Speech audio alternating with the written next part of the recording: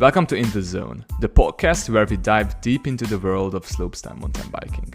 In each episode, we bring you insightful conversations with professional riders, thought-provoking discussions, and unique perspectives on improving ourselves on and off the bike. Whether you are a seasoned mountain bike enthusiast looking to take your skills to the next level, or just started to explore this fascinating world, you are in the right place. I'm your host, Blaise Bali, and I'm thrilled to be taking you on this journey. So sit back, relax, and let's enjoy the show.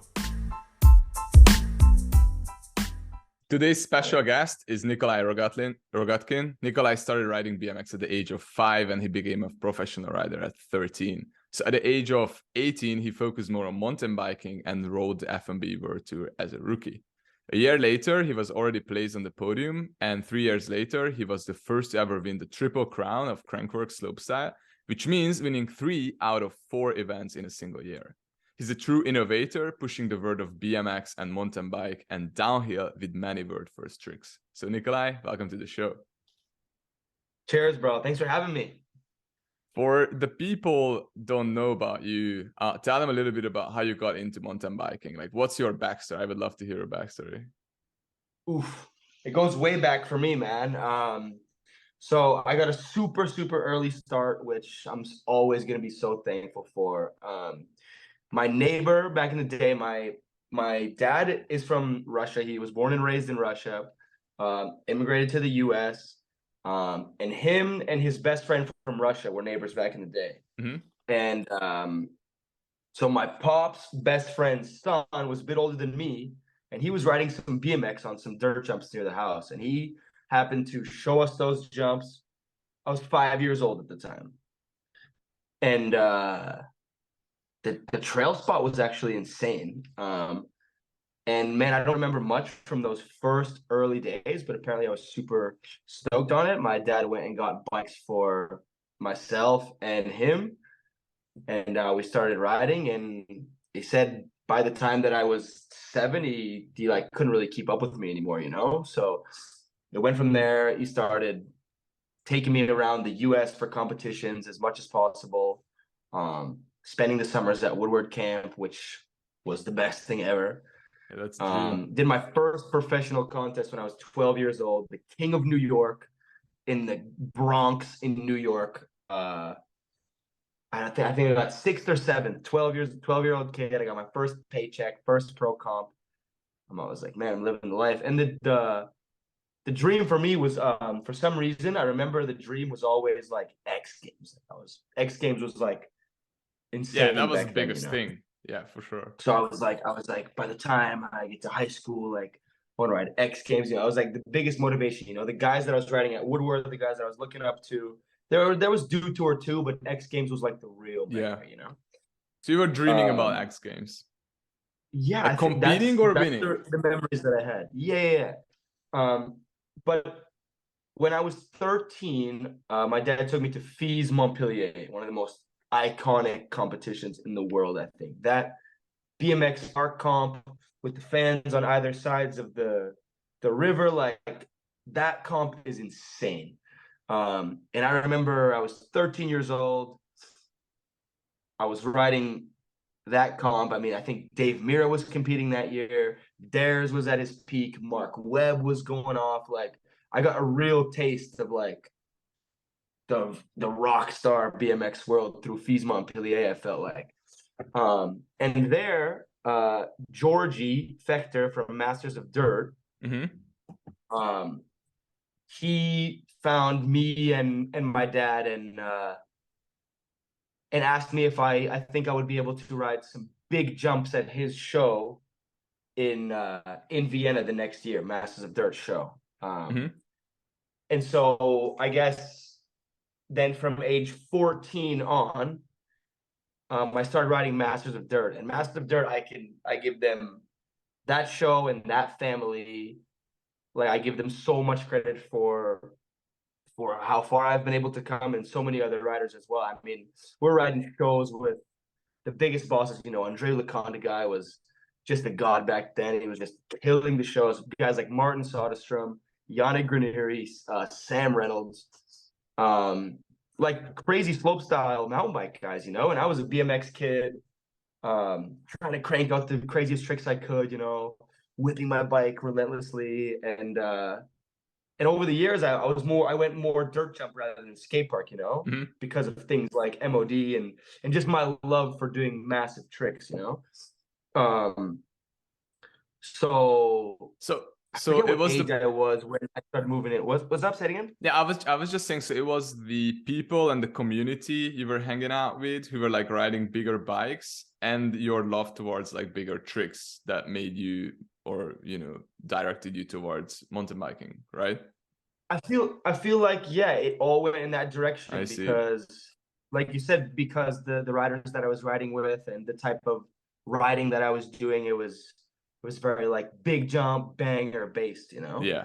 and I loved that. I lived for that. When I was a kid, for some reason, I had no motivation for moto whips or tire taps or foot jams. Like Hmm. all I wanted to do was flip, spin, tail whip, Superman, I send see. myself, put full power into the tricks. Um, and obviously riding with guys like I said, Martin, Yannick, Sam, Yeah, they those influence guys you were in some killing the ways. slopestyle world at that time. Like they were absolutely going crazy in the slopestyle world. And I was watching those competitions, and then Martin helped me out so much. I came to Martin, said, yo, I want to maybe try mountain bike, see what I can do on a hardtail. It's probably around 16, 17 years old at this time. And him, Martin, and the specialized TM at the time, Jeff Rogers, they hooked me up with the P3 hardtail and yeah, just like that was a crazy good help. And I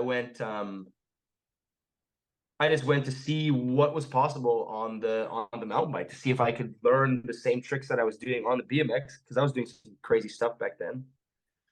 Just like to see what I could learn. And I have Highland Mountain Bike Park an hour and a half from me. So Hmm. without Highland, none of this would be possible either. Highland has downhill trails. They have a full slope course, which they were having FMB gold competition at the time. They have a training indoor zone with like drops to foam, drop to resi. Like literally Just everything you crazy need. mountain bike training facility. Yeah, like the best. So I started riding Highland, just hammering the hardtail, like trying to get the tricks worked out, riding the slope course, riding these weird new flat drops and boner logs and all that. That was like mystery to me, step downs and everything. Because in BMX it's just like box jumps, quarter pipes, spines. I was so comfy on, but all these new features were like a new world, and the bike was so much heavier, and the rotational force of the wheels was so different. Like, so I would say it took me a good like 6 months to start like a proper progression on the I mountain bike. see. I see. But I was very motivated. Like obviously the contests that I was dreaming about were very motivating, like stuff like Crankworx Whistler and District Ride, like stuff that just looked incredible. And then my dad and I went to Colorado Freeride Fest um, in the US, which was a competition that's open but gold level. So you don't need an invite, but if you do well, there's huge points involved. I see. So we went there. I remember we walked the course, my dad and I. We were like, I mean, I was nervous, but I was like, this is sick. And my dad was like, and my dad's never like this. My dad is Russian. He's pushy, Okay. strict. He doesn't take Go shit, get it, like, son. Yeah, okay. you know what I mean? Like he's like, you got, but here he was like, yo, like this stuff is massive, bro. And so we took it slow into it. I remember my first qualifying run. I felt so good. Came up to the border log, tried to do a no foot can off the border log, kicked my bike, huge crash. I Oof. was like, no, man, no. It seemed like this trip and this training and everything, it just seemed like it was so hopeless. I see. And luckily, second run, I came through, big X up on the boner log, didn't care what I was doing, just didn't want to crash. Made it through. I think I forget where I qualified, but the next day in finals, I was able to do an even better run. And I was able to finish sixth place. I think fifth place was Sam Wow. Pilgrim, and then I was in sixth. Martin won that year. Like Martin, the guy who made almost like I felt like made all of this possible for me. So I was just over the moon, bro. Like those moments I'll never forget. And then from there, it was like I was still wanting to do BMX and mountain bike fully because my heart was so much in BMX. You know, I came from Mm-hmm. BMX. It was like I said, since I don't even remember, I was on a BMX bike. You know, Yeah. so I was like, I'm always gonna do both. I'm always gonna do both, BMX and mountain bike. Like I'm doing both. And so the next event, a little bit later in that year, I flew to O Marisquinho in Vigo, Mm-hmm. which is a competition where there's a BMX park event and a mountain bike. I wouldn't say slope style, but dirt jump event. You know, step down, few Yeah. big jumps, quarter pipe in the end. So I flew there with both bikes, hammered both competitions, switching between bikes, hardest thing ever. Yeah, that's what I wanted to ask. Is it not super Like challenging to like keep switching in between them? it was challenging, but I was thrilled to do it. You know, I was riding park final, and then I would run, get on the mountain bike, run over to the top of the tower. I'm riding. I was like, this is crazy. And I actually got, I think, fourth in the BMX park final, and then I won the mountain bike. Mm-hmm. So I was like, yo, like I was hyped. You know, I was like, I go Colorado, I get sixth behind the legends, like. I go here, I win. I was like, my confidence was like sky high, bro. Like I was like fired up for this. And then I got an invite to ride best trick at Crankworx in Whistler. Just best trick. Mm-hmm. And I was going around, and I was like, I was contemplating whether or not to go. And I was kind of going around Highland back home and kind of asking like, should I go Whistler? Like, hey, I'm just invited for best trick. Like, what do you think? And everyone was like, hands down, was like, go. If you have the chance to go, go. Like you need this. Like if you go, you'll see why we're telling you to go. You know, guys like Dave Smutok, who run the bike park, legendary pros back in the day, guys like that. So I went to Crankworx. I rode best trick. I did some lawn dart front flips and some sketchy, barely landed cash rolls. I finished third in best trick. Got a little Crankworx medal. Couldn't believe it. And then the next day after the best trick was Joyride. Mm-hmm. And so I got to watch Joyride, and I was like, that was the craziest thing ever. Like the vibe of that competition, just the crowd and the course and the runs that happened. And Brandon did one of the sickest runs I've ever seen that year. He won. I was just inspired, bro. I'm like, if this is the opportunities that we get, like I'm going all in on this, you know? So yeah, and then from there, from that year on, I guess so 2013 was that year that I've just described.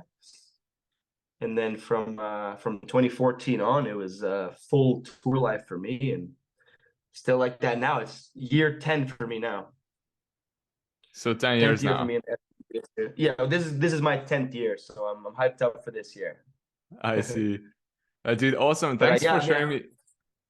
yeah, Thanks for sharing me the I story. I think went very deep with that story. I don't I know if I've love ever it, dude. told that story in such That's depth, what we but needed. I think that's what everybody wanted to hear, to go in such depth, because I think that's something that's hard to find nowadays, because I think because of the nature of short form content everywhere, everybody sees the tricks and the little things, but like that's something I think a lot of people are missing, to have like long form content on like what's actually happened to you in the past 15 years, or like ever since you're riding bikes from the early ages.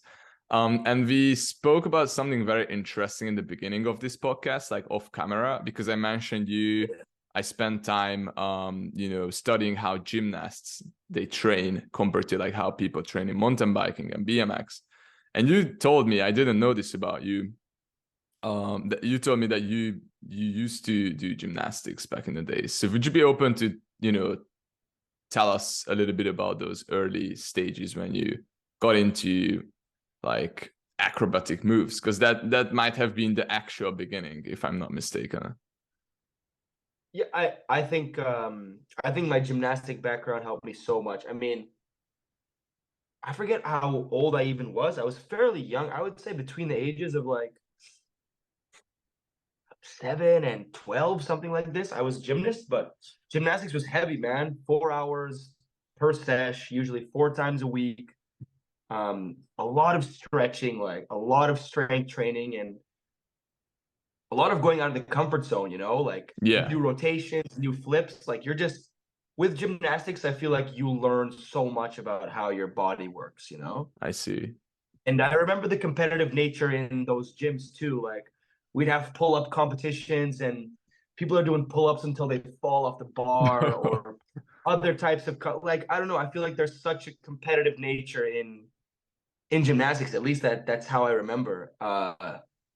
And just the flips that I was able to do at such a young age, like learning the just standing back flip, learning that power, learning the control with stuff like cork sevens and backflip 360 and things Yeah, like that. I feel like that made a world of difference for me when I was on the bike trying those types of things in the I foam pit see. or taking them from the foam pit to a real jump. I feel like I just understood my body so good. I was basically like just doing what I was doing, but with the bike. And I mean, the reason why I stopped gymnastics was I was too motivated by the whole like acrobatic aspect Mm-hmm. of it. Like if you want I to be a see. proper competitive gymnast, you have to put so much time, like I said, into stretching, into Yeah. strength work, into precision, perfection. And all I wanted to do was new flips, like Okay, so you just went to new learn new flips, stuff new all the rotations. time. I was like, yeah, I was just in the grass at my house. Like there's videos on YouTube just flipping and flipping, and that's just all I wanted to do. So at one point, the gymnastics coach was not so hyped about the I way can I was imagine, prepping for yeah. stuff, and they could my dad could also see that I was more leaning towards the acrobatic state, and um that's when kind of all the focus went into more riding. But I will never underestimate that gymnastic background. And actually, there's one rider that I've been riding with a lot recently. His name is Caden Ingersoll, Mm-hmm. 17-year-old kid from the US. He was a US national team gymnast. I And see. now he's also motivated by slopestyle and pushing it like I've never seen before. Like that kid has the craziest power and understanding of his body. Um, I can send you the Instagram profile and some clips, but like he is like the best representation of gymnast skills He helping can in he something can like ride everything. slopestyle. I I think think he's I saw him. He's riding skateboard as well. Like he can do everything, no? Or no? no, I don't think he's. I'll send his Just profile bikes? to you, but just bikes. He's going like he rides some big bike, but he's mostly hammering on the hardtail right now. I Win see. 360 windshield wiper both ways, flip windshield Oh, wiper, I'll check anything it that he out. wants. He's only 17, so he shows what the gymnastics helps with, and No yeah, I'm doubt. stoked to have that background for sure. Okay, so that sounds very interesting. Nikolai, do you know anybody else from the pro riders who has the same backgrounds, like who did gymnastics back then? I don't know about gymnastics, but I know that like Yannick Granieri comes from Mm-hmm. the trampoline world. Like I think he's like a actually does trampoline performances.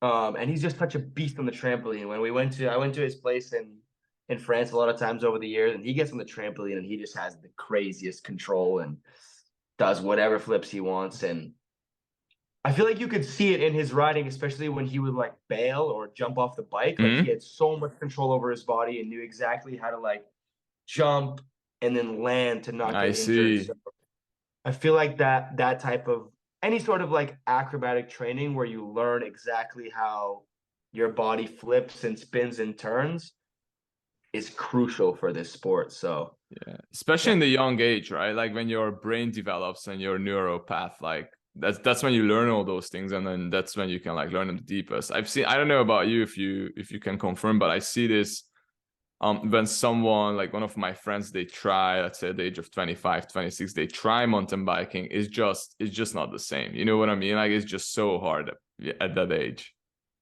for sure. The early start with any sort of sport or anything that involves body movement, like the earlier you start, the easier it is to develop crazy good skills. So for sure. I see. And what was the reason for you to get into gymnastics? Man, I don't even remember the reason why I started. I just think, I don't know. Was it I your remember when I was idea, or super was it young, your parents telling you that maybe this is something you should try? I think it was my mom and dad's idea.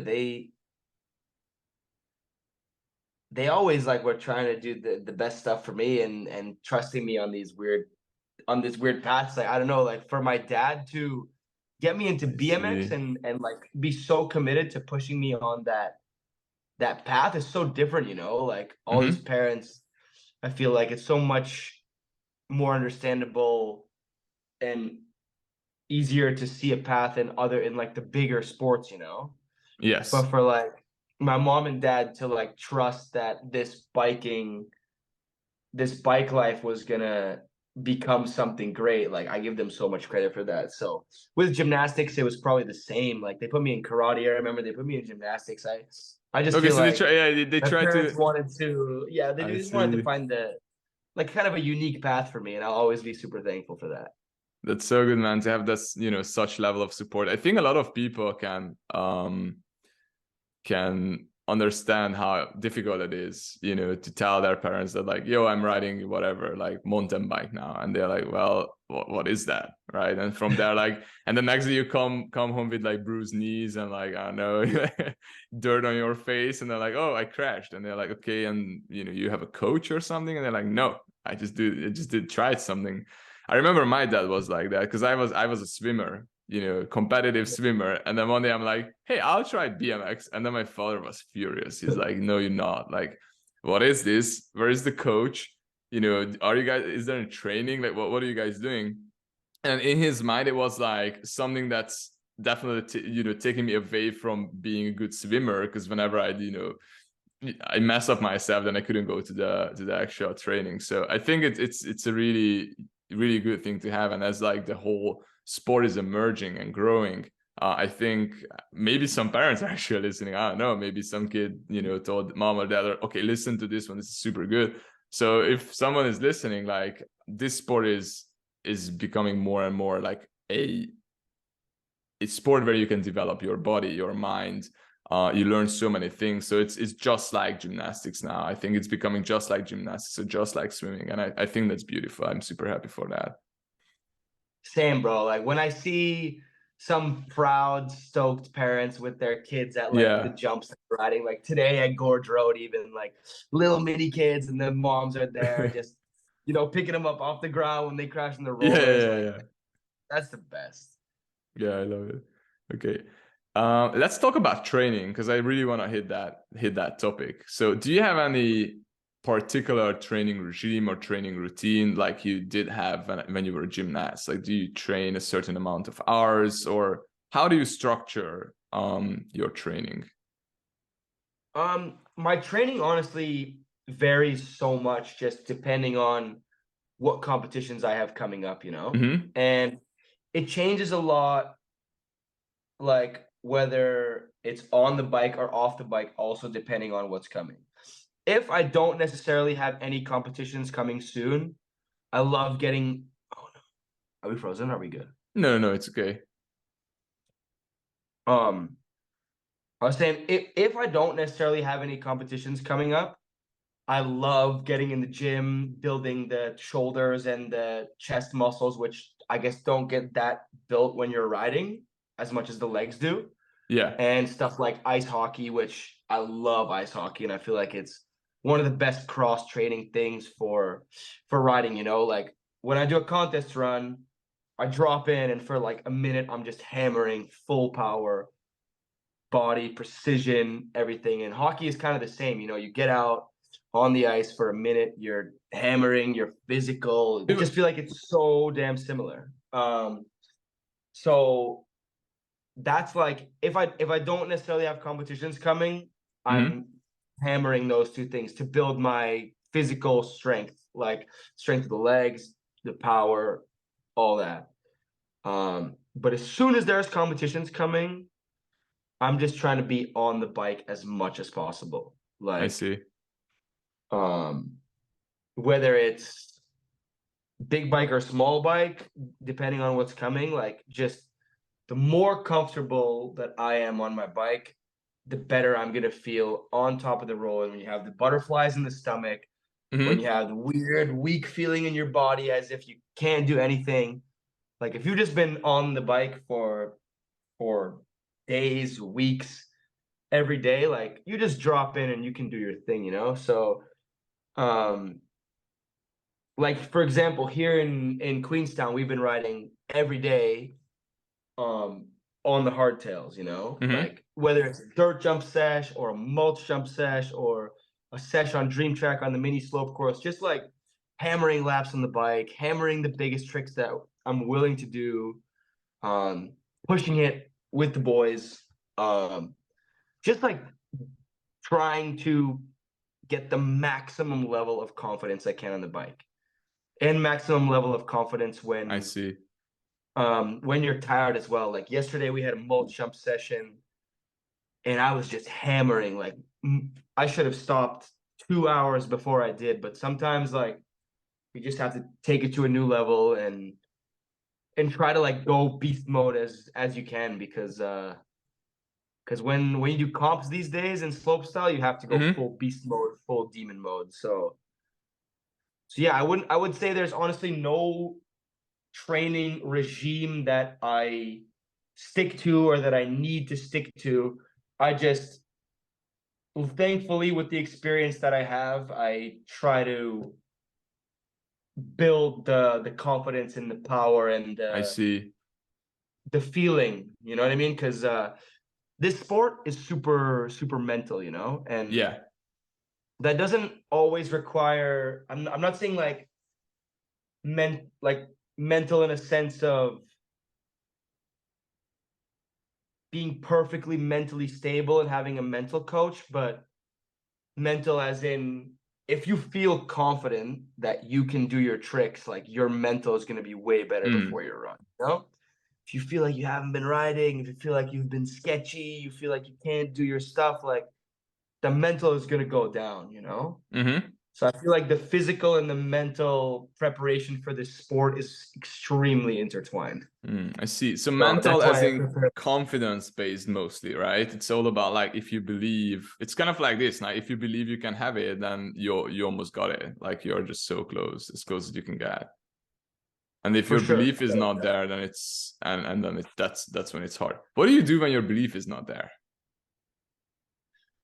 When your belief is not there, you gotta dig deep into yourself, you know? Like Mm-hmm. I mean, at least for me. So I feel like some riders need to go to another rider or a person that they're very close to kind of Mm-hmm. pull them out of a state where they're not confident or when, like you're saying, the mental is not there.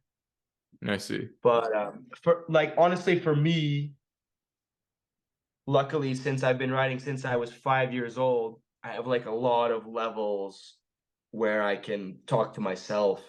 I see. You know what I mean? So when there's days where I feel like the riding is messed up or it's super sketchy, like really have to like take a deep breath and like take some proper moments to not let yourself like Mm-hmm. break down mentally, you know, I like see. no Do you? freak out, just like I'm turning this around. This day is not going like this comp is not going like this, like you know what I mean, just Yeah, I know what you mean. maximum positivity, maximum flipping the switch. And that's super hard for a lot of riders because man, it's when It stuff is doesn't go hard, right, yeah.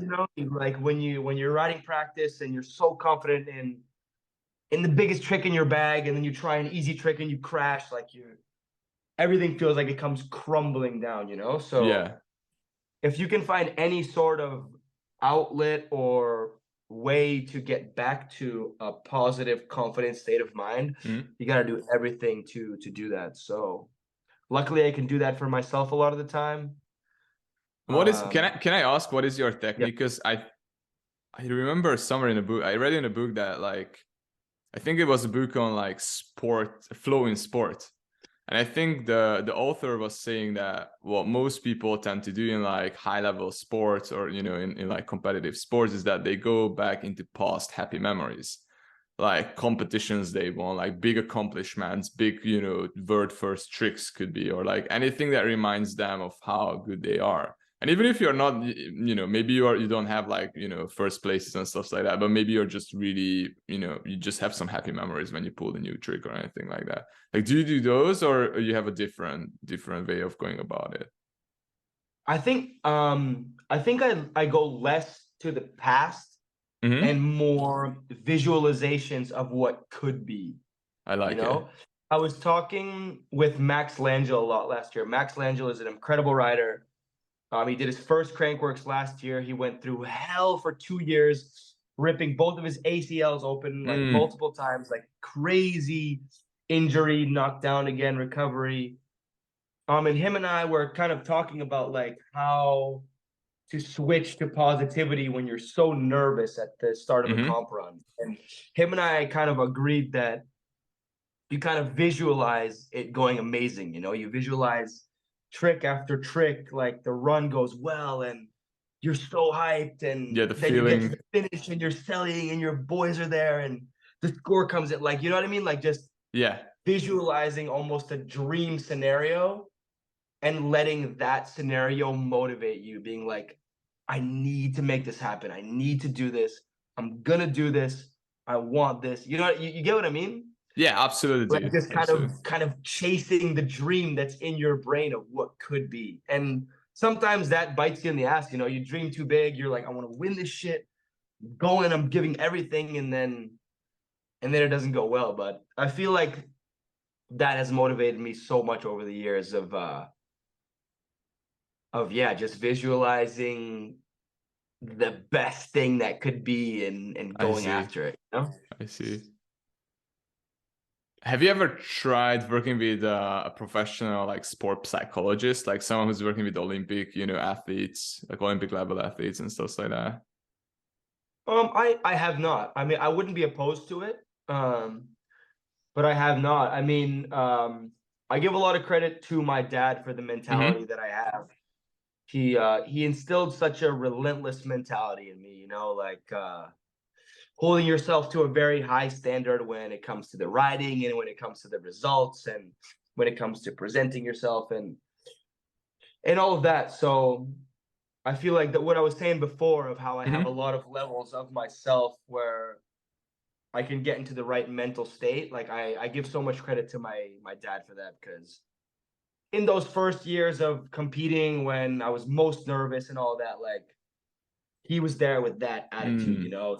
So I feel like that presence is there inside of me Yeah, now. it sounds So like you never had the I give him need. Yeah, you never had the need for that kind of psychologist because you had your dad besides you, and like he gave you everything you needed in terms of like instilling a good mindset of like work ethic and like, you know, hold yourself up to like high standards and stuff like that. So sounds like you had that in house actually. for sure. I mean, my dad and I were fiery though. We're fiery with each other, like especially in the teenage years. You know how like teenagers are. We clashed. I was like, Yeah, that's normal. in Yeah. one moment I was like, this guy doesn't want the best for me, like this guy hates me, and then like he's taking me out of school for 2 weeks to go to France to compete and stuff like that. And Hmm. then I'm like, man, like this guy is actually like doing He's the everything in his best. power Yeah. to get me to where, you know what I mean? And then Yeah. I can't do a trick, and then he's like, you suck, like what are you doing, like, you know what I mean? And it was just like a lot of clashing, but Hmm. I feel like that built so much mental strength, you know. So yeah. It's interesting you say that because I know a very talented BMX rider from Hungary. It's a bit off topic, but I think it's a good topic for Yeah. many people listening. So he's really good. He's I think at the age of 15 or 16, in like 2 years, he learned crazy tricks like quad tail whip, you know, three Yep. bar down whip bar, like a bunch of things. And he's very, very good. He's winning all the competitions. He's beating the pros. Like he's just the best right now in Hungary.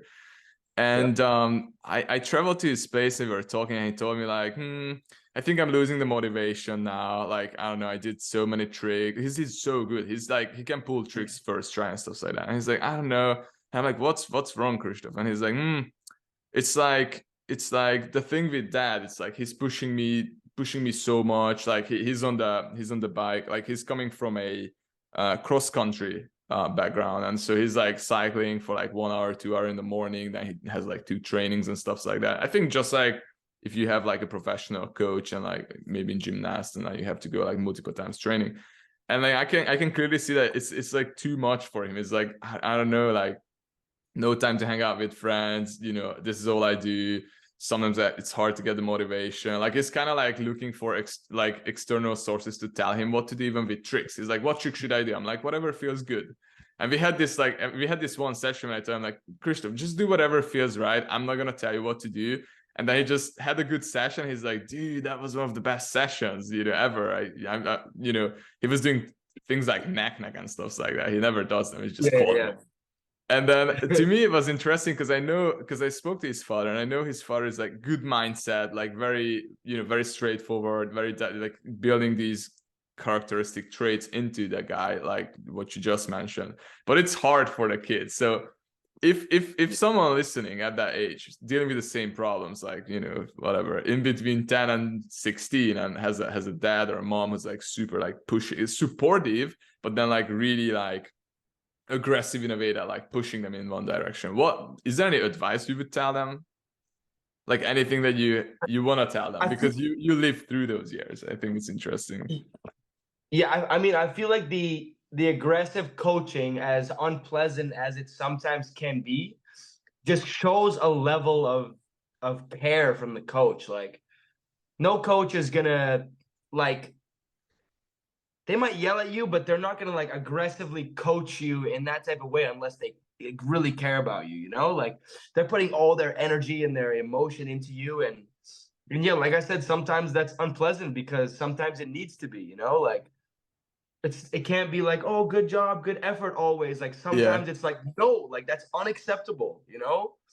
And I feel like that coaching is just super necessary sometimes. And when you're young and your mind is growing, and like in the teenage years, like I was talking about, like, that's hard to understand sometimes because it's unpleasant, you know? But yeah, that coaching is something that not everyone has. Some like, so if you have that, it's better than someone not caring about you and telling you, you know, stop riding, or they don't even come watch the session and shit like that. You know, like it just shows a level of care. And I feel like it's translated to me in a way that, like, I kind of have that style of coaching when I'm coaching, not coaching, but like giving the boys advice to ride, or I'm riding a full pit with a kid that's trying to 360 or do a flip, and I'm just hard on him, you know, like you're spinning too early, like, what are you doing? Like, you know what I mean? Just like a bit of aggression involved, because sometimes that's the best way to get the message across, and it leads to a lot of good moments in the end, even though the road there might be a little aggressive and unpleasant. So yeah, just the way it has to be sometimes.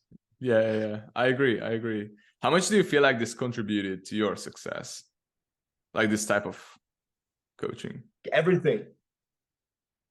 100, like, you couldn't contribute more. Like, there's no way I could have the motivation that I do now and be able to push myself in the way that I do now without that, you know? Because in these type of sports, you feel like you get to a certain level, you win stuff, you do crazy tricks, and the motivation has to keep going, you know?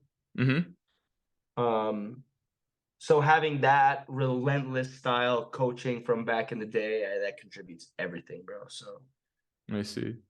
Yeah, for the kids and the parents out there, keep pushing, because there's possible glory at the end. There's possible incredible moments, and it's worth those unpleasant moments to experience the amazing ones. Dude, I love this. This is so well said. And I just want to add, like, I think in everything, my next question is like, are you like this in, you know, all aspects in life? That's going to be the question. But just before we jump in, I just want to say that I believe hardship is, in any aspect of life, hardship is there for us to grow. Like, at the end of the day, like, I think everybody listening to this, either you're a bike rider, maybe you're not, but you can agree that hardship in all areas of life, whether if it's in, you know, relationships, whether it's in sport, whether it's in professional career, work, job, whatever it is, like, hardship is there for us to grow. I never, like, I never actually seen someone who said like, well, I had these very difficult years in my life and it was all for nothing. I never heard that story. I always hear the story of like, this is super difficult, super challenging, but I'm alive still, and I've learned these lessons, and I'm actually grateful. That's what I hear all the time. You're 100% right. So are you like this in all areas of life, in terms of like when you see something, when you enjoy something, when you feel like this something is for you, just go all in, like relationships, like I don't know, professional, like your professional career is bike riding, but like other aspects, like when you are not trying tricks, but like maybe the business aspect of the whole thing, are you always trying your absolute best? I would say there's a lot of that in every aspect of life. Mm-hmm. I would say I'm not as like aggressive and relentless of any aspect in life as I am with riding. I see. When I get on the bike, it's different. It's different. Mm-hmm. But that's why that's why I do what I do. That's why I'm in the career that I'm in. That's why I do a maximum the amount of events I can. That's why every time I drop in, I go full in. Because on the bike is just different. Mm-hmm. Because I give everything on the bike. But honestly, in other stuff, I'm pretty relentless as well. But just not the same level of biking, man. Nothing could ever be the same level of riding for me in terms of how much I put into it. Yeah, maybe it has something to do with energy and rest, because at the end of the day, you have a certain amount of energy you can, a certain amount of energy output you have for a day. And then if you give 110% to riding, sure, you can still try your best in other areas, but at one point you have to reserve the energy for the next day to be 110%. You just cannot go all in all the time. Not even in riding, I believe, right? Like even in riding, and then we can we can talk about rest days and stuff like that, because I think that's very important as well. But how do you feel about that? Like, for me, I'm not good when it comes to resting. Like, in terms of like partying and going out with friends or the boys at an event or something, like I'm all for that. Like I would way rather a night out with the boys partying, exploring whatever city we're in, than like a nice night of sleep, because those memories, like, they last forever, those memories with the boys. I see. Like that just brings us so close together as a unit of riders, like basically my best friends in this world are the ones I compete with. So, and we only get to see each other on these competition trips and stuff like that, So like I said, in terms of rest versus hanging out and doing wild stuff, like I always choose the restless option, which has bitten me in the ass a few times, but it's hard to regret, because I mean, I'm just trying to make the most out of this life. I'm so thankful to be like traveling, competing on two wheels, competing for a world championship every year, having the best friends through this sport. Like, I don't know, I love this life too much to sit around and meditate and sleep. I just want to enjoy it as much as I can, because you never know how long it lasts, so. Gotcha. Absolutely. You said something very interesting, and I just wanted to circle back, because we spoke about this in the last episode with Jakub Vensal, and we were talking about focus and focusing for an extended length of time, because I feel it personally, and he also agreed that like whenever you go and like you warm up, you get into the zone, and then you start pushing, you try you try tricks that you know how to do, and then you go towards like more and more challenging tricks, and then maybe you try some new stuff as well.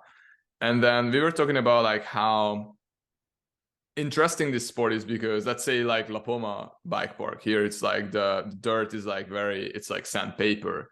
So I've learned from experience that like here I just have to get it right. You know what I mean? Like if I go down, I'm like, okay, I'm having fun with the boys, and I crash and I'm just like peeling off my skin.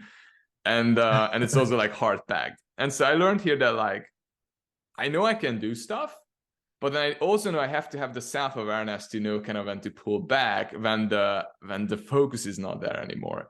And you said something interesting, because you said it was on mulch, but you said you were like, you know, pushing really hard on the mulch and you felt like you should have stopped 2 hours ago, but you just kept pushing. And I was talking about this with Jakob. I'm like, dude, like, how can I improve my ability to focus on the actual riding? Like when you feel like you're getting fatigued, and then that's when the likelihood of error comes in. Like, okay, the likelihood of error is higher.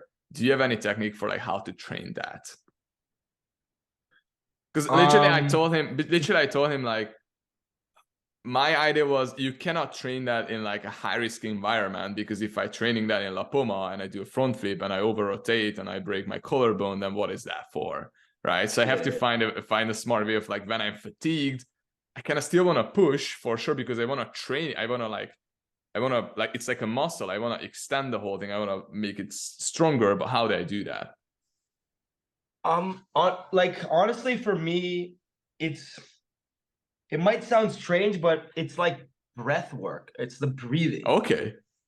Like when I have a sketchy moment or something, like during the day, during like a Crankworx practice, you know, Okay. like I do a cashy or something, and I go like fucking 20 feet too far, almost dying, or a big crash, you know, like the breathing starts, you know, like like just breathing to get yourself back into the normal mindset. Like I just feel like the breathing is what helps me so much. Do you have any technique? Like what do like, you mean breathing? Like what do you exactly do? Is there it's anything? it's honestly hard to explain. Like this is what it's coming back to the mulch session that you referred to. Like the other day, like I was riding the mulch. I was like way too tired, but I wanted to keep pushing, you know. I wanted to go full beast mode. I wanted to do tricks that I don't always do, and the ones that I always do. And there was some sketchy moments in there when you get, like you said, when you get tired, you feel weak, like, so, you know, like before you drop in for the tricks, like breathing, like getting in the zone, like couple like really big deep breaths where you're almost not thinking about anything besides the breathing, you know. I see. The trick is waiting, the jump is waiting, everything is ready, but is your mind ready and is your body ready is the question. I love it.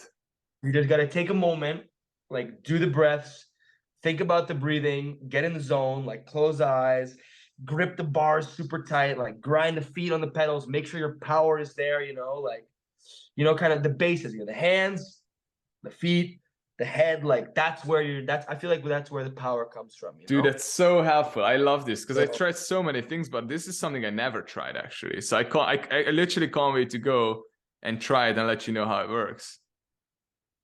for sure, dude. Like if you're trying something crazy, even into the foam pit, you know, you're trying something that you're super scared of, you know, grip the grip super tight. Make sure you're sturdy on the pedals. You have the power.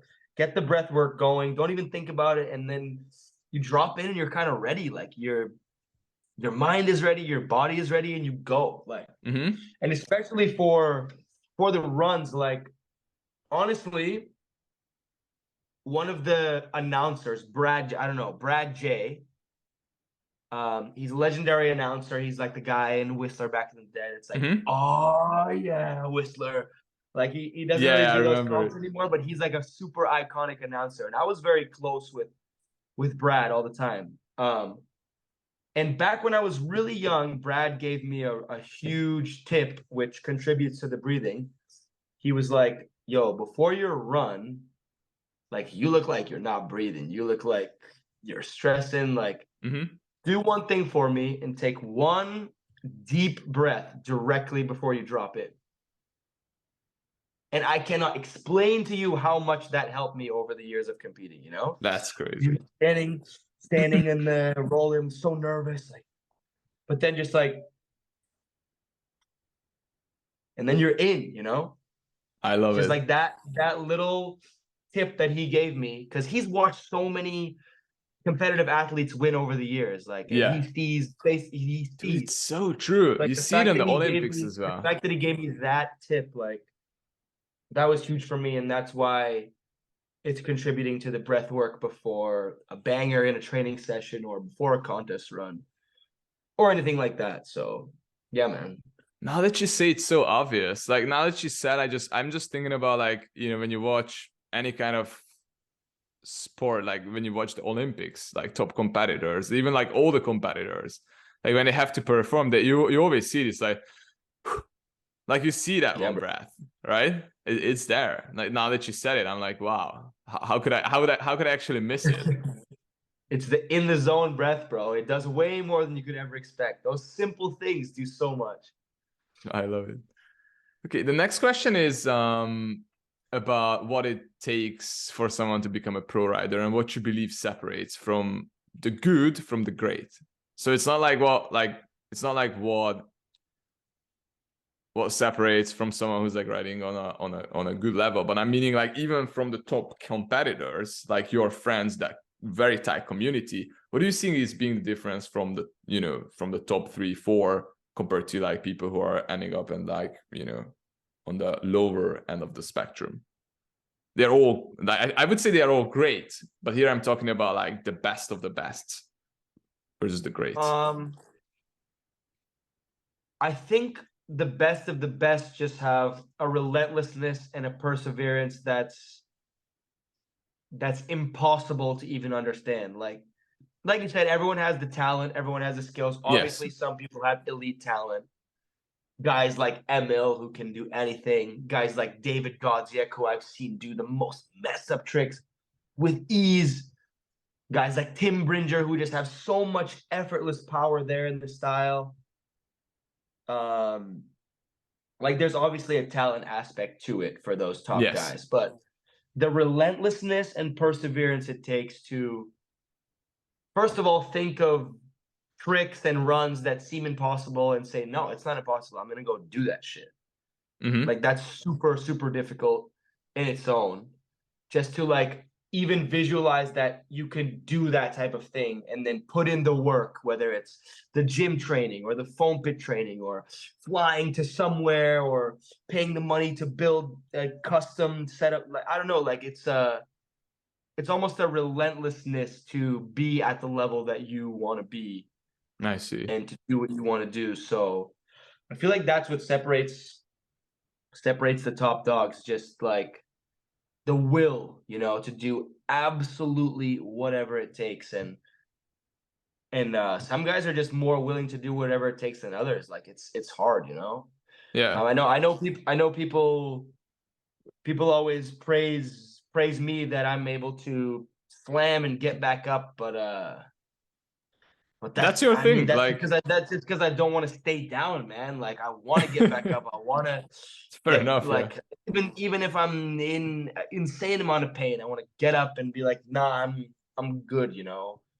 So all of us have these different drives and relentless pursuits of the way we want to be and what we want to do. So I think that's what separates us. But what you said about becoming a pro rider and becoming the best version of yourself, I feel like riders just have to adapt to their skills and what they're good at and what they love, you know. Don't try to be some other rider. I don't like, if you're inspired by another rider, be inspired, you know. Watch their videos, love it, you know. But don't necessarily try to be them, you know what I mean. I know Do what you what mean. you love to do, do what you want to do, and like just kind of accept what skills and talents you have and just run that to the top, you know. Yeah, Whether you're like a speed play dog, for your style cat, strengths. booster, like yeah, play your strengths. Like um nobody Yeah. knows how hard it is for you to do a certain thing that's easy for someone else.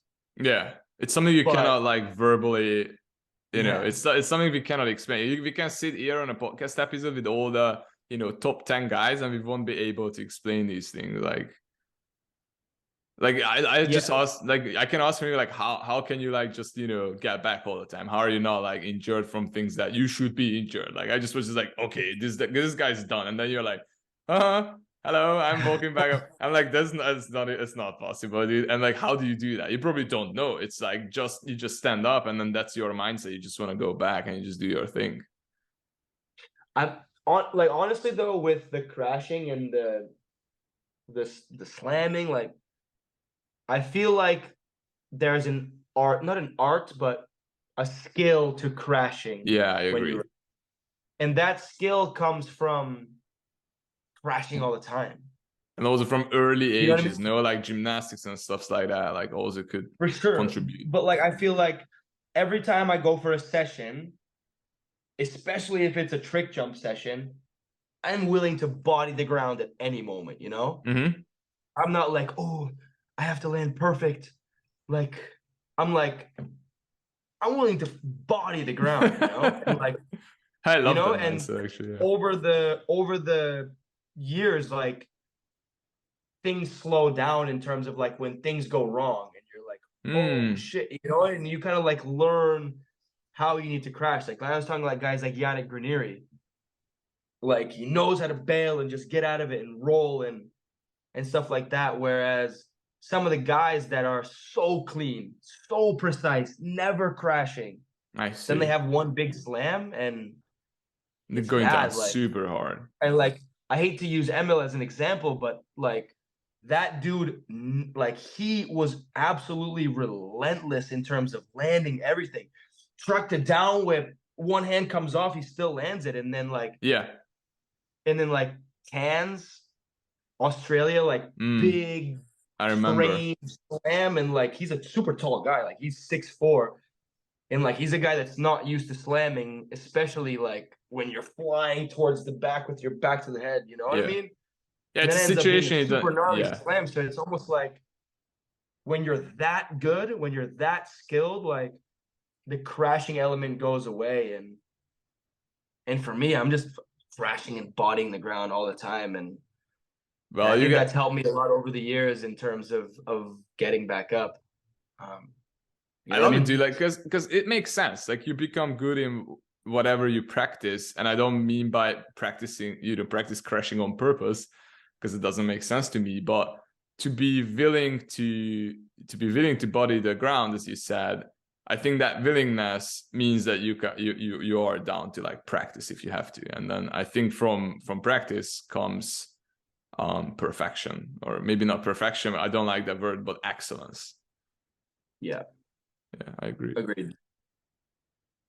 Can you tell me a story about a big challenge you faced as a professional mountain bike rider, and maybe how you overcome this challenge? Like something you have not mentioned here on the podcast so far. And if there's nothing that comes up, you can just let me know. But I feel like the visorless thing was hard for me to overcome in terms of being a challenge because when I was young riding BMX, I was inspired by guys like Dave Mira, Jamie Bestwick, like those absolute legends, and they always rode mm-hmm. no visor, you know? So I was a Woodward kid, no visor on my helmet, no issues. The legends have it, whatever. And then I came to mountain bike, and suddenly that was like completely unacceptable, you know?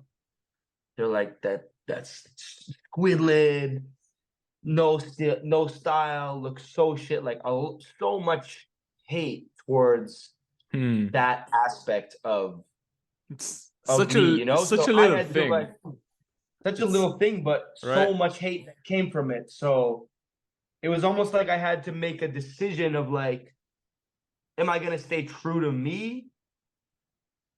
Or am I gonna fall to these people that are hating in this mountain bike world that doesn't understand why I'm not wearing a visor, like, and overcome that? And I Mm. feel like the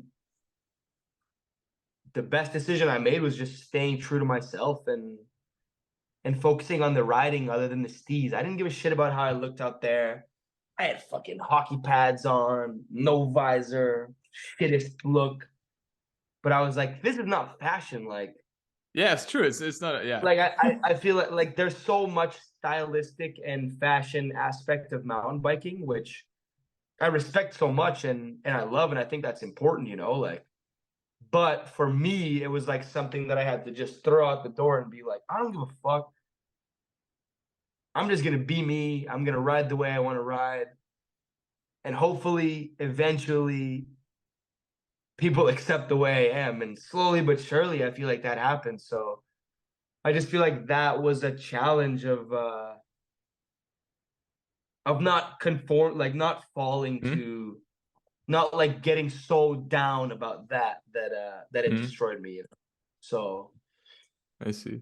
I don't know how good of a challenge that is, but yeah. Dude, that's very interesting. I was expecting I shouldn't have expectations at the end of the day, but I was expecting something like a crazy, you know, injury that you know, overcame or anything like that. And it's very interesting to me that that's something that came into your mind first.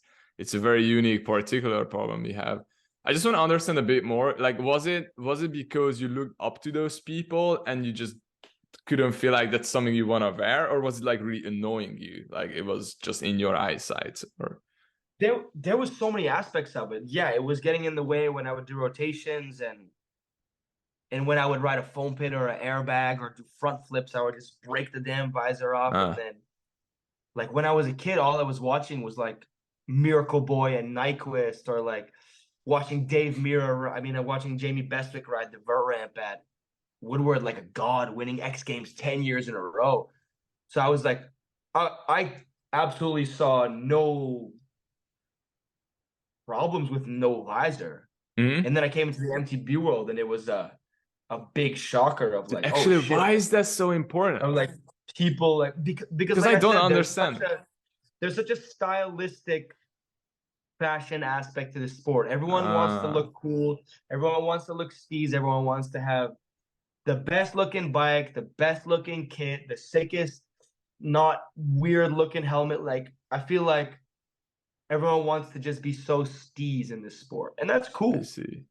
I think that's cool, but for me, I had to say, you know what? I don't give a shit about that. I want to ride, and I want to ride the way I want to ride, and I want to do the bangers that I want to do. So, but what's the function? Is it just to block the sun? That's all. That's all it does, or is there anything else? Function of it is. I mean, obviously, the helmet looks way better with the visor. It looks like a damn bowling ball without it. But like, But you know what I mean? I was thinking about the same. I was thinking about the same. The only reason I have it on my helmet is that because I never break it.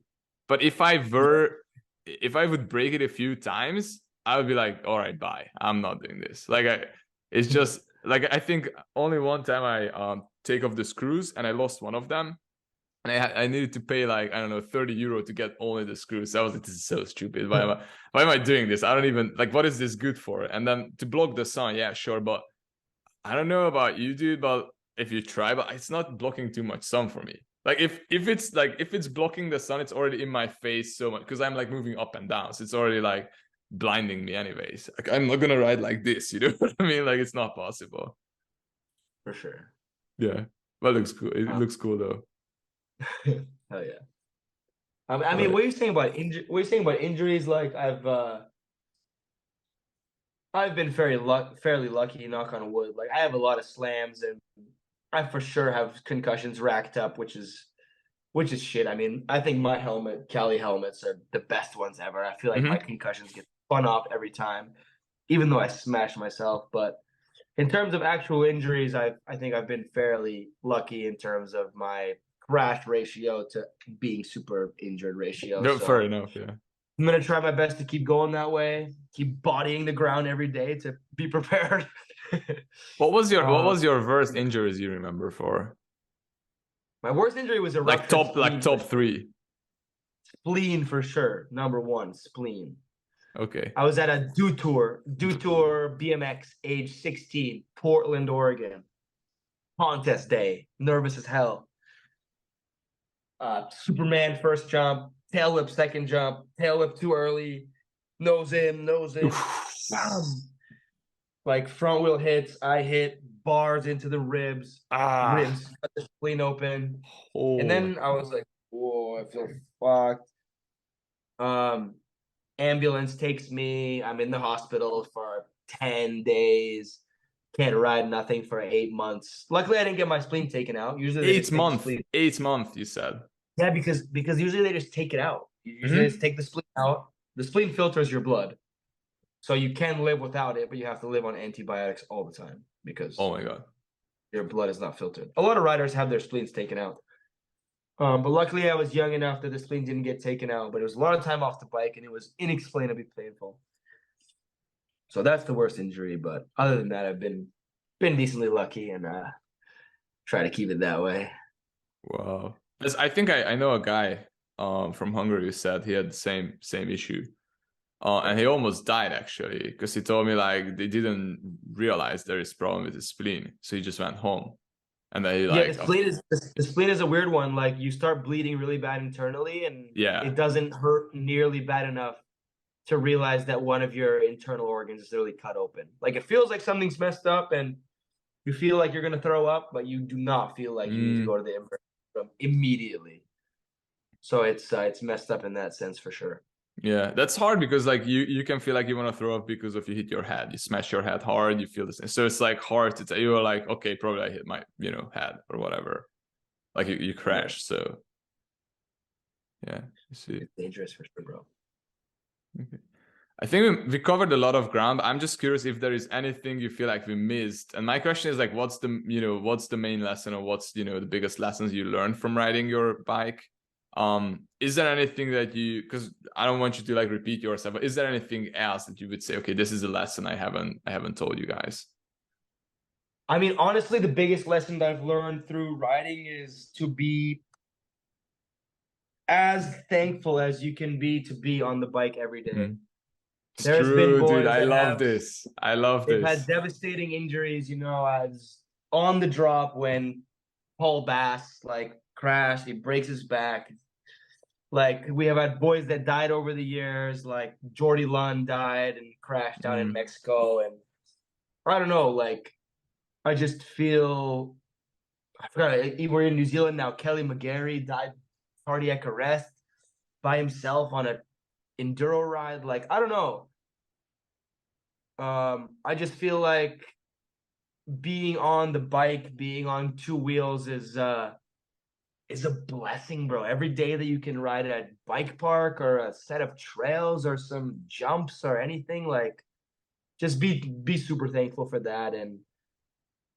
And another thing is never stop pushing yourself. There's always room for more improvement. Guys like Bienvenido Aguado, he's 35 or something, and he riding 10 times better than when he was 25, or like Nyquist, almost 40, was podium at Joyride. Like, just like first of all, be thankful for every day on the bike, and second of all, like never stop dreaming and pushing yourself to the best version of yourself they can be. Like age doesn't matter. Everyone has a different story. Yeah.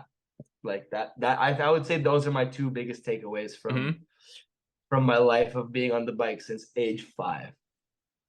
I see. I love it. Dude, I think as for like training and mindset and all that kind of stuff, we covered a lot of ground. I'm thinking where else we can fill in, or where else we can add some value to the audience. I feel like we haven't discussed the topic of like training off the bike too much. Like, I don't know, training in a gym. Like, is it just you just go to the gym, you lift some weights, or do you have anything, particular to share? Like, I don't know, I'm talking about like any additional like core work, balance training, I don't know, hand-eye movement coordination. For me, it's just reaction my time. Now, honestly, no, I don't do that. Because you seem to have it all. Like, you know what I mean? Like you have those. If you're not training them, but you have them, it's probably not that important to train. For me, it's just from being on the bike since I was so young. Like, okay, that's why it's such an advantage. Like, but honestly, whenever I go to the gym, it's all just shoulders and chest work, because on the bike, like if I'm riding and doing tricks, like I get so much core work out of the rotations that I do. If I'm doing twisters and cork 7s, like that is such an underrated core workout. Like after a session when I'm rotating all over the place, like they're so sore, and then legs, obviously, like you're pumping crazy, like building those exact muscles. But I feel like the chest and the shoulders, the upper body is like something that you need so bad, and that's something that doesn't necessarily naturally get trained. It makes sense. Makes perfect sense. You're not landing flat on your front wheel every time. Yeah. But when you land flat on your front wheel, you want to be able to like Yeah, survive. you want to, yeah, that's when you need So it. it's like, bench and it's weights and just shoulders and back and chest. Really, I feel like that's the things that I try to strengthen off of the bike, because when I'm on the bike, it's strengthening exactly all the other things that I need. So that's why, like I was talking about earlier, before a comp, I'm just trying to go every day on the bike. It doesn't matter what I'm riding. Steep dirt jumps, trick jumps, sketchy stuff, like whatever. Just be on the bike, be comfortable, be ready for anything. I see. Nikolai, you down to talk about the business aspect, like the business side of mountain biking? Because I know there is a whole world out there that most people are not aware of, especially like younger guys. They don't necessarily understand how it all comes together, like the sponsorships and all that kind of stuff. So to me, the biggest thing is like, how important do you think it is for someone to be a good, like whatever, like businessman, like a good communicator, a good negotiator, in order to, I would say, like utilize or maximize the value of their riding? That's an interesting question. I would say that. 1 sec. Sorry, it was just Siri. Okay. It's like keep wanting to be part of the podcast, but I just don't. It's not allowed. Maybe we'll be the next guest. Yeah. Let me think about that. Just take your time. I know I know it's not a question that like most people ask from you in a podcast, because it's not a business podcast. But I think it's important. I'm just trying to think of an answer which is going to be helpful to like those riders. I feel like riders need to try to maximize and find like what value they can bring to companies, to social media, and to the world in general. Like some riders let their riding do the talking, and that's amazing, you know. You don't have to talk, you don't have to be funny. Like if you are a shredder, like, and you're a sick rider, like that's gonna do the talking for you.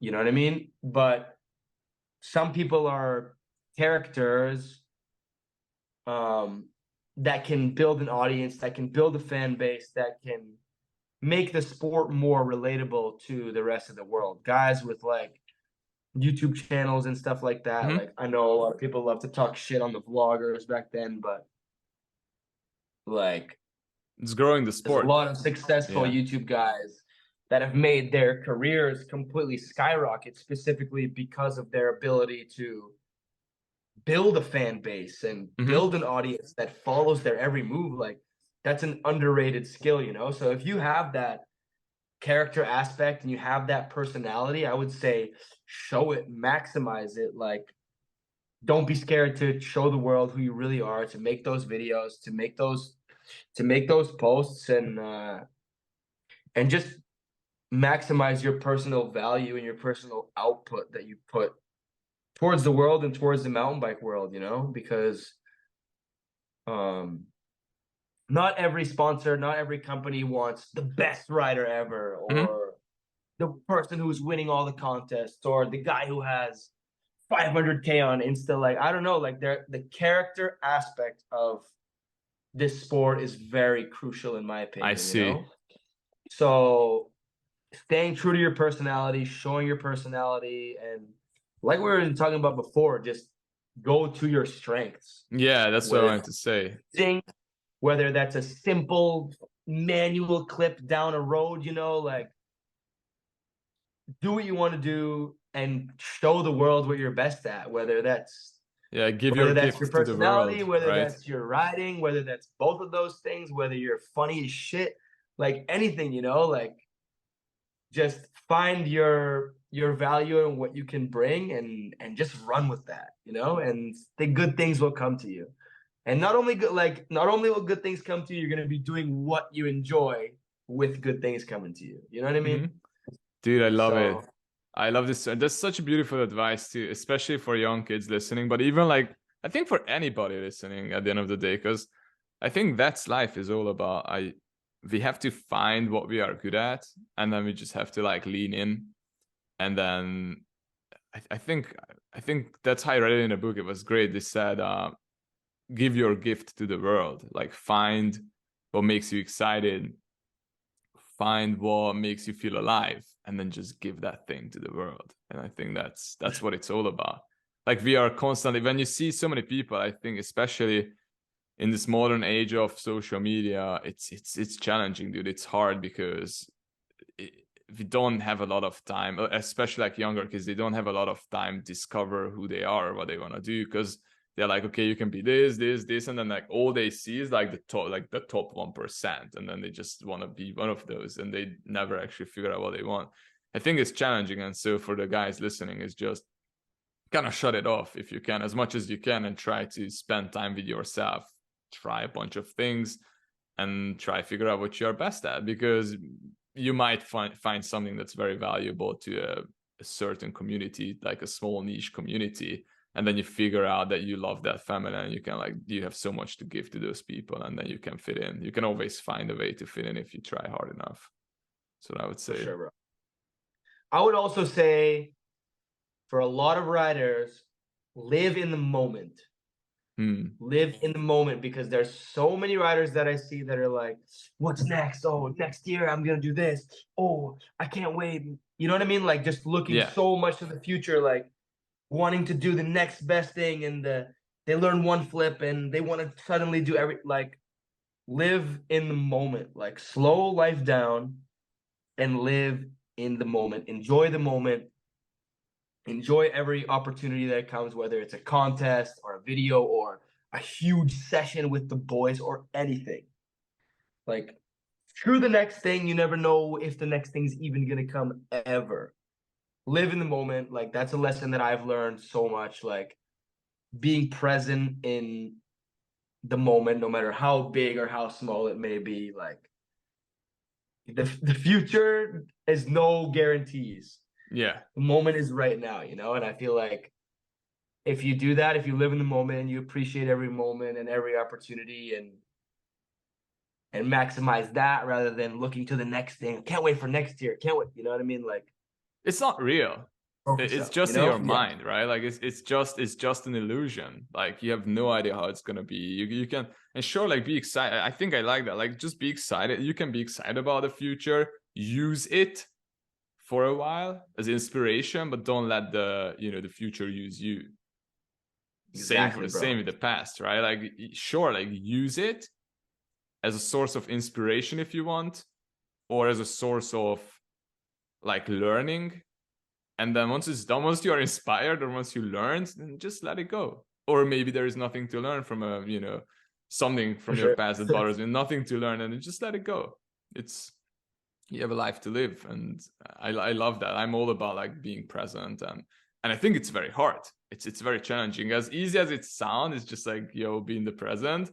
You have to be really, like, you have to be present. Like, being present means you're present all the time, and in order to be present all the time, you have to focus on that all the time.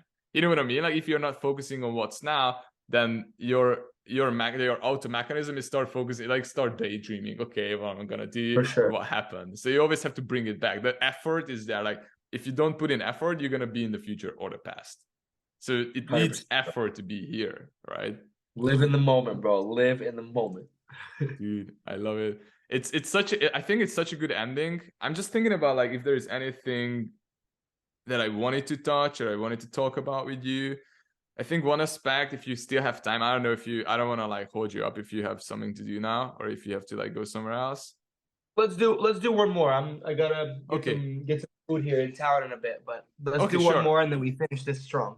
I think social media, dude. I think social media, what I want to talk about, because, and you can like touch it from any aspect you want, but it's one question a lot of people has is like, okay, how can I grow social media? And it seems like it's very, very difficult nowadays to grow on Instagram, to organically, like, do posts and, like, organically grow. It's very challenging to a lot of young people, and I think they are frustrated. So is there any advice? Is there any, like, anything that you can tell them? So I feel like on social media, you have to not glorify everything. Mm-hmm. And I don't necessarily agree with people when they post stories like with text saying like, "Oh, I'm going through such a hard time. I'm fucked up." Like, I feel like the world doesn't necessarily need to know that. But if you have sketchy, like we're going to writing now. Like if you have sketchy clips or clips of you crashing or clips of you going through the process of learning something, like I would say never be afraid to show the hardships and show those things that aren't necessarily just a perfectly landed trick or the best moto whip stylish maneuver you can do or your best kit that you wear. Like be real, show who you really are, but don't necessarily give them all your deepest emotions when you're in a dark place, because I see. like, so like, you know what I mean? Like people on social media are very quick to develop opinions about people, Yes. Oh, look at this guy that posted this. He's all fucked up. Like, I feel like it's like that. But in terms of posts that are real, I feel like those are necessary as well. So, I mean, fuck, I'm even confusing myself with what I'm saying right now because social media is such a maze, bro. You see these accounts that blow up and you're like, Yeah. why is it good and then this is shit? Or you see these riders that are so good, but for some reason no one follows them. You know what I mean? Or they're like untracked, and it's impossible to like find the reasoning for that because that balance of like being real but not too real, or it's really difficult. So I don't know. Just go, like, I would say social media is very necessary these days in terms of staying connected with everyone, staying connected with your friends, staying connected with the people that you see once a year, once every 2 years. Like, I feel like it's crucial in that sense, but it's difficult, man. It's difficult. Yeah, I know What's what you your mean. I know thoughts on what you social mean. What's your thoughts on social media? What's your thoughts on social media? Dude, I feel the same. Especially in the business world, it's just like for you guys, you have to like kind of grow an audience if you want something nowadays. And if you do your, like, I think it's frustrating if you do your best work, you put it out, and then you feel like you see accounts that are not doing as well as you know what I mean? Like it's not as good as yours, but you see it's like getting more traction. So it's annoying. So I think one thing I would say is just because of how it is, I don't have a fix for that. My only fix is just don't compare so much because of how it is. And That's good. That's a good point. because Don't it's not like, you don't helping. need to compare. I was like, why am I comparing? Why am I keep comparing? It's not helping me. I will just feel frustrated. It's the only thing it does for me is motivates me to, or other people to post less. And that's counterproductive. So that's one thing. And the other aspect is what I've learned is just like, it's really consistency. And it could sound like bullshit because like, yeah, I'm consistent, like have consistent 0 followers and I've been posting for a year. That's annoying, right? And then like this dude tells me to stay consistent with something that's not working. So it's like sure consistency, but then also stay aware of if it's not working, don't push super long or try to change up things, like change your style, change, try to change different kind of things because it's emerging, like it changes as well. Like there are like new platforms coming up. So I think it's, even if you feel like maybe it's not working for me right now, I would say don't shy away because maybe you're just a unique person with a unique approach, and whatever is trendy on TikTok, Instagram, YouTube Shorts, whatever, maybe this is not something you actually enjoy or like, and you just have to find your way of communicating. And I think we can circle back to what I told you about like long form content. Like me personally, I don't know, dude, I enjoy long form content so much more. It's easier for me to record, easier for me to put in the work. And even if, even if, because like if you compare it to like a social media post, you put out something, 1,000 people views, 10,000 views, whatever, how many likes. For me, for this one, all that matters is people who listen till the end.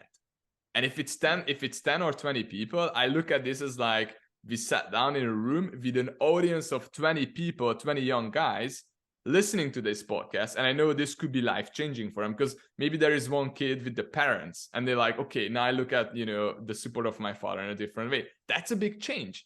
That change you cannot do on like a post when you like post a cool whatever video, right? An inspirational video. So I think the depth element has something that works for me personally, and then you have to just find what works for you at the end of the day. For sure. I feel like social media is such a tool to use for good, in terms of deals you can get, or companies that you love that you can partner with and work with. And like, I feel like that's insane, but no need to obsess over it. It doesn't control your life. Yeah.